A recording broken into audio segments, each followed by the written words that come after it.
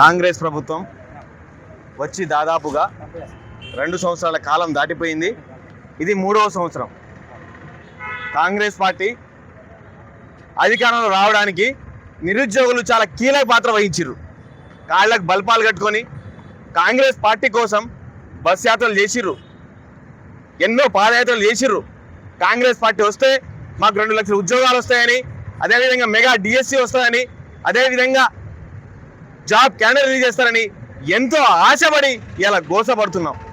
ఎందుకంటే ఇలా 2 సంవత్సరాలు దాటిపోయినా కూడా అందరూ కూడా ముఖ్యమంత్రితో సహా కూడా ఎమ్మెల్యేలు అందరూ కూడా ఇలా పచ్చి అబద్ధాలు ఆడే పరిస్థితి. ఇవాళ ఒక్కొక్క ఆయన మాట్లాడుతుండు, ఒక ఎమ్మెల్సీ మాట్లాడుతుండు, ఒక ఎమ్మెల్యే మాట్లాడుతుండు, ఒక ముఖ్యమంత్రి మాట్లాడుతుండు. మేము 70,000 ఉద్యోగాలు చేసినాం, ప్రపంచంలో కూడా ఏ ప్రపంచం ఇవ్వని విధంగా మేము ఉద్యోగాలు ఇచ్చామని చెప్పేసి ఇలా అబద్ధాలు మాట్లాడుతున్నారు. ఇలా అయ్యా రేవంత్ రెడ్డి గారు, మీరు గెలవాలని మీకోసం ఎన్నో బస్ యాత్రలు పాదయాత్రలు చేసుకుంటూ చేస్తే మీ ఇలా మాట్లాడే పద్ధతి ఏంది? 70,000 ఉద్యోగాలు ఇచ్చినావు, 70,000 ఉద్యోగాల్లో కూడా ఒక ఉద్యోగం తక్కువైనా నా తలకాయ నరుకుంటా అంటున్నావు. మరి ఏ కత్తో నిన్ను నరకాలి చెప్పండి మీరే. ఎందుకంటే ఎంతో కష్టపడి మేము మిమ్మల్ని గెలిపించుకున్నాం. ఇలా జాబ్ క్యాలెండర్కి ఆశపడ్డాం, మెగా డిఎస్సికి ఆశపడ్డాం, ఇలా అదేవిధంగా అన్ని నోటిఫికేషన్ల కోసం ఆశపడ్డాం. ఇలా 2 లక్షల ఉద్యోగాలు ఇవ్వకపోగా పైనంగా ఇలా 70,000 90,000 లక్ష అని మీ మంత్రులు మాట్లాడుతుంటే మా మనసు ఎంతో బాధపడుతుంది. మీరు ఈ గవర్నమెంట్ వచ్చిన తర్వాత ఒక్క నోటిఫికేషన్ ఇవ్వలేదు. అది బోను ఇలా అన్ని జియోలు తీసుకొచ్చి ఇలా జియో 29 కానీ, జియో 46 కానీ, జియో 108 కానీ ఇవన్నీ కూడా నిరుపేద విద్యార్థులకు, యువతకు మెడకు ఉరితాళ్లా మారిపోయినాయి. ఇలా జియో 29 వల్ల ఏ బీసీ కోసం మీరు తాపత్రయం పడుతున్నారో ఇలా అదే బీసీ బిడ్డలకు ఇలా అన్యాయం జరిగింది, అదే ఎస్సీ బిడ్డలకు అన్యాయం జరిగింది, అదే ఎస్టీ బిడ్డలకు అన్యాయం జరిగింది. మీరు మాత్రం ఎక్కడ పోయినా కూడా బీసీలకు న్యాయం చేస్తున్నా. ఎక్కడ న్యాయం జరిగిందండి? మాకు అన్యాయం జరిగింది 29 వలన. అదేవిధంగా ఇలా జియో 46 విషయం వస్తే ఇలా ఎస్ఐపీసీ పిల్లలందరూ కూడా గ్రామీణ ప్రాంతాల్లో నిరుపేద విద్యార్థులు 120 మార్కులు వచ్చినా కూడా మనకు ఉద్యోగం రాదు. అదే రంగారెడ్డి, హైదరాబాద్ 78 మార్కులు వచ్చినా కూడా మనకు ఉద్యోగం వచ్చేస్తుంది. మరి ఎంత చదివినా కూడా మాకు ఉపయోగం లేకుండా పోతుంది. ఆ జియో 46 ఇదే నల్గొండ కేంద్రంగా, ఇదే నల్గొండ మంత్రి గారు కోమటిరెడ్డి వెంకటరెడ్డి గారు ఆ రోజు హామీ ఇచ్చారు. మేము అధికారంలో రాగానే నా మొదటి సంతకం కూడా జియో 46 మీద పెడతామని చెప్పారు. వెంకటరెడ్డి గారు ఇలా ఎక్కడికి పోయారు? ఇలా రాజగోపాల్ గారు ఎక్కడికి పోయారు? ఎందుకు మాట్లాడతలేరు? ఎందుకు మౌనం వహిస్తున్నారు? మేము అడిగింది కూడా మా ఎమ్మెల్యే పదవినో, ఎంపీ పదవినో, ఎమ్మెల్సీ పదవిలో అడుగుతలేము. మాకు ఇవ్వాల్సింది, మాకు రావాల్సింది ఉద్యోగ నోటిఫికేషన్స్. ఇలా మీరందరూ కూడా శ్రీధర్ బాబు గారు ఆ రోజు చెప్పారు, ఎన్నికల మేనిఫెస్టోలో ఆ రోజు 2 లక్షల ఉద్యోగాలు ఇస్తామని ఢిల్లీ నుంచి రాహుల్ గాంధీని తీసుకొచ్చి గల్లీకి తీసుకొచ్చి బిర్యానీ తినిపించి టీలు దాపించి పంపిస్తే ఇలా మాకు గొప్ప బహుమానం ఇచ్చారు. ఆ రోజు ప్రియాంక గాంధీ గారు యూత్ డెక్లరేషన్ పేరిట మీ అందరికీ కూడా రాజీ యువ వికాసం కింద మీకు ఉద్యోగాలు ఇస్తామని చెప్పి, లోన్లు ఇస్తామని చెప్పి ఇలా మాయా మాటలు చెప్పి మమ్మల్ని మోసం చేసిర్రు. ఇలా ఒకే ఒకటి అడుగుతున్నాం మేము కూడా, మీరు 70,000 ఉద్యోగాలు ఇవ్వలేదు, మీరు పచ్చి అబద్ధాలు ఆడుతున్నారు. అసెంబ్లీ సాక్షిగా, అసెంబ్లీ వేదికగా ఏ సభలో ఆ సభలో పడితే మీరు 70,000 అంటున్నారు. మరి మా అక్క చెల్లెలు కూడా ఇక్కడే ఉన్నారు. ఇచ్చిరా మరి 70,000 ఉద్యోగాలు? ఇచ్చిరా ఉద్యోగాలు? ఎలా ఇట్లా మీరు ఇచ్చి ఉంటే ఈ రోడ్డు మీద మీరు నిలబడేటోళ్ళమే కాదు. ఇది గత ప్రభుత్వం ఇచ్చిన దాని గురించి మీరు ఇస్తున్నామని మాట్లాడుతున్నాడు. కనీసం ఇప్పుడు చెప్తున్నా 70,000 ఇచ్చి ఉంటే ఈ రోడ్ల మీద ఇంతమంది ఉండేటోళ్ళం కూడా కాదు. అసలు జియో 29 ఎందుకు తీసుకొచ్చిండు? ఎవరి కోసం తీసుకొచ్చిండు? అంటే ఉద్యోగాన్ని అమ్ముకోవడానికి, వాళ్ళ సొంత వాళ్ళకి ఇచ్చుకోవడానికేనా జియో 29 తీసుకొచ్చింది? దానివల్ల మీరు నష్టపోయినాం, పేదవాళ్ళం మీరు నష్టపోయినాం.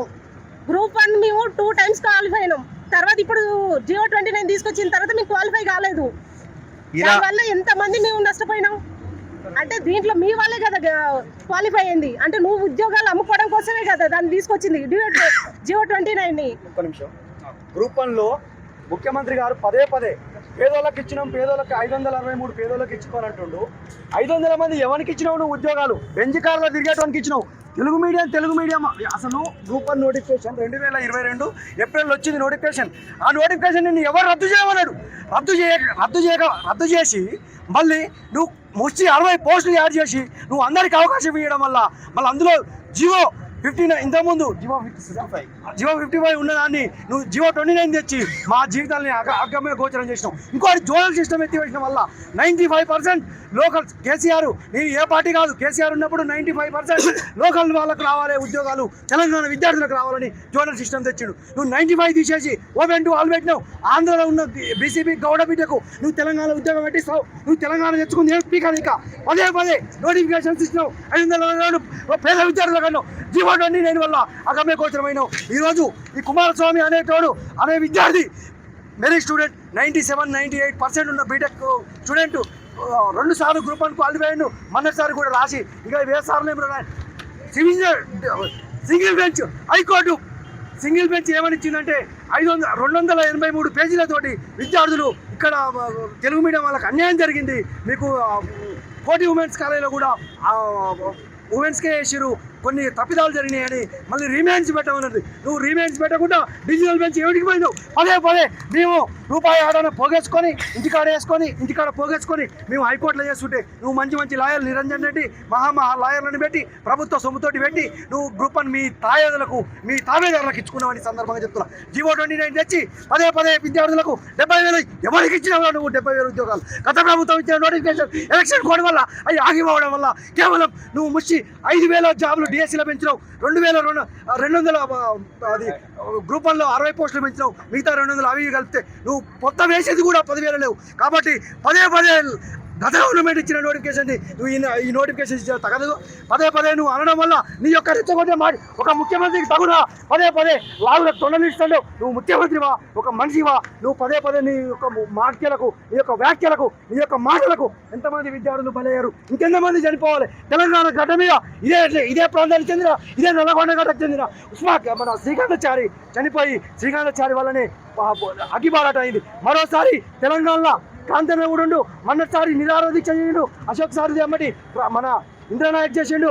ఇంతమంది దీక్ష చేసినట్టు కళ్ళు కనిపిస్తలేవు. మేము నోటిఫికేషన్ వేయమంటారా చేస్తుంటే నువ్వేమో నోటిఫికేషన్ వద్దాను. మా ఆవేదన పనికి రాలా, మా అర్ధనావేదన పనికి రా. నువ్వు నోటిఫికేషన్ వేస్తుంటేనే వేయి, లేకపోతే ఇంటికి పోయి పర్వా కాసుకుంటావు ఊళ్ళో అడిగిపోతావు, 100 పనిపోతావు. నువ్వు ఇదిగో నోటిఫికేషన్, అది జీపీ అంటావు. ఓటీఆర్ వాడునే పదే వాటర్ అనుకో, పదే జీపీఓ నోటిఫికేషన్ అని లీకులు ఇస్తావు, ఓటీఆర్ లీకులు ఇస్తావు. ఓటీఆర్ నువ్వు నోటిఫికేషన్ చేయండి. నువ్వు ఓటీఆర్ ఎందుకు? ఈవెన్ యూపీఎస్సీలో కూడా నోటిఫికేషన్స్ అనేది ఓటీఆర్ ఎప్పుడైనా అంటే అప్పుడప్పుడు. ఇప్పుడు సపోజ్ 2026లో ఒక స్టూడెంట్ క్వాలిఫై అవుతాడు, 2020 ఇంకో నువ్వు ఈ నెల 26కు 25కు ఏంది నీ కండిషన్స్? ఎమ్మటే నోటిఫికేషన్స్ చేయకపోతే టీఎస్పీఎస్సీ ముట్టడి చేస్తాం. ఖచ్చితంగా చెప్తున్నా. 70,000 ఉద్యోగాల్లో కూడా ఏ ఒక్క ఉద్యోగం తక్కువ ఎవడన్నా తలకాయ నరుకుంటాం. మన వాస్తవం 70,000 ఉద్యోగాలు ఇచ్చిందా? మరి 70,000 ఉద్యోగాలు అని చెప్పేసి ఎక్కడ పడితే ఏ సభలో పడితే ఆ సభలో రేవంత్ రెడ్డి మాట్లాడుతున్నారు. మరి మేము మాకున్న ముఖ్యమంత్రి మీరు ఒక్కరే, మరి ఎవరు చెప్పుకోవాలి మా బాధ? ఎగ్జామ్స్ కండక్ట్ చేయడం ఒక్కటే కాదు కదా కావాల్సింది, నియామక పత్రాలు ఇవ్వడం మాత్రమే కొత్త పద్ధతి తప్ప ఉద్యోగాలు ఇవ్వడం కాదు. నోటిఫికేషన్ వేసినట్టు ఇదే క్లాక్ టవర్ దగ్గరికి రమ్మనండి, మేము మాట్లాడతాం. ఇదే క్లాక్ టవర్ దగ్గరికి రమ్మనండి. సీఎం ఎన్ని పోస్టులు వేసిండు, ముఖ్యమంత్రి అయిన కాంచి ఎన్ని జీవోలు తీసుకొచ్చిండు, ఎన్ని ఉద్యోగాలు వేసిండో ఇక్కడికి వచ్చి లెక్క చెప్పమనండి.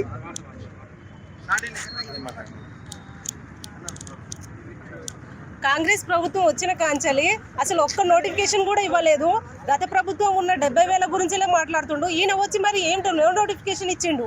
మరి ఈయన వేసిన నోటిఫికేషన్ గురించి మాట్లాడాడు ఎందుకు? ఉద్యోగాలు ఇవ్వడం అంటే ఒక నోటిఫికేషన్ ఇచ్చి దానికి ఎగ్జామ్ పెట్టి కంప్లీట్గా నువ్వు పత్రాలు ఇస్తే దాన్ని నువ్వు ఇచ్చినట్టు అనుకోవాలి. ఎవరో ఇచ్చిన దానికి నువ్వు ఇస్తున్నా అనేసి మాట్లాడేవింది అంటే ఆ 70,000 ఉద్యోగాలే ఉన్నాయా ఇప్పటి వరకు? కేసీఆర్ ప్రభుత్వం ఉన్నప్పుడే 2 లక్షల ఉద్యోగాలు ఉన్నాయని చెప్పారు. మరి నువ్వు వచ్చిన తర్వాత 2 సంవత్సరాలు అయినాయి. 2 సంవత్సరాల నుంచి ఎన్ని ఉద్యోగాలు ఖాళీలో ఉన్నాయి? ఆ ఖాళీల గురించి నువ్వేమైనా చెప్తున్నావా? పోనీ ఉన్న 2 లక్షల ఉద్యోగాలైనా ఇస్తున్నావా? అవి కూడా ఇవ్వట్లేవు కదా. అవన్నీ ఇస్తుంటే మీరు రోడ్ల మీదకి వచ్చేటోళ్ళమే కాదు కదా, ఇలా అడిగేటోళ్ళం కూడా కాదు కదా. నీ ప్రభుత్వంలో నువ్వు ఏ ఇచ్చినావు అది చెప్పు ఫస్ట్. ఇంతవరకు 70,000 అనేది గత ప్రభుత్వంది, నీ ప్రభుత్వంది కాదు. నువ్వు మాట్లాడాల్సింది నీ ప్రభుత్వం గురించి మాట్లాడాలి. నీ ప్రభుత్వంలో ఎన్ని ఇచ్చినావు అనేది మాట్లాడాలి. మాకు వెంటనే నోటిఫికేషన్స్ కావాలనేసి మేము డిమాండ్ చేస్తున్నాం. ఇప్పటి నుండి కూడా మీరు నోటిఫికేషన్స్ ఇవ్వకపోతే మాత్రం మా నిరుద్యోగుల తడాకేందని చూపిస్తాం.